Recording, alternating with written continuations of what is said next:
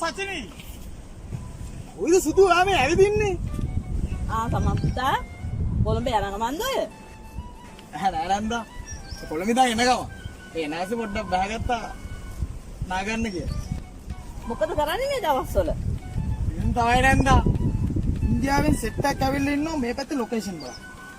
මම තමයි ඒකේ ලොකේෂන් ගයිඩ්. අපි මේ සංසල දාන්නේ අරන් යන ගම. එහෙමද? මම ඒත් බැලුවේ මෙයාලා මොකද පේන්නවත් නැත්තේ කියලා.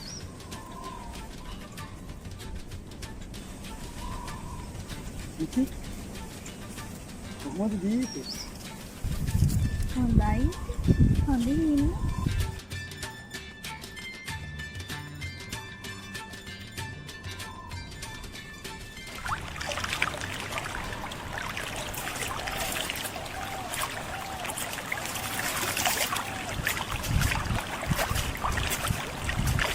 බලන්න මේ කඩේ නිදාස් නේ. මොන? බඩකින් හොදා දෙන්නේ නෑනේ. මට අඳින්න රෙදිස් නෑනේ බං.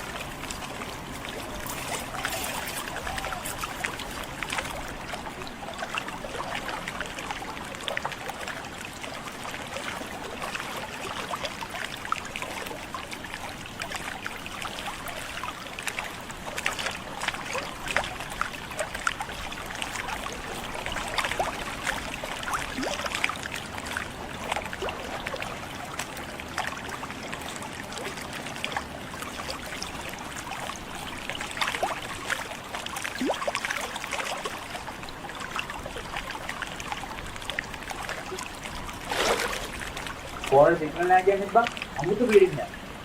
දැන් දුඹට තේරුනේ. ෆෝන් වල සිග්නල් තිබුණා නම් ජෝන පරිස්සම් කරන්න බැරිලා. ඒත් මයිකල් එකම නෑ බං. උන්ට මගෙන් දුර ලෝකයක් නෑ. අන්න ඒවා අපි ඩෝන්ලාද බැලුවේ. පාඩේ අම්බයි යන්නේ.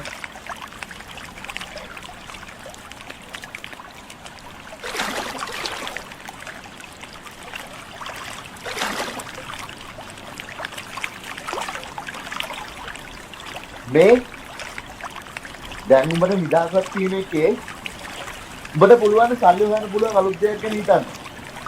සල්ලි ගන්න ජොබ් එක ගන්න එක. මේ කැම්පස් එක මොන ජොබ්ද? අපේ ජීවිතේ මාරේ රොස්ස යනවා.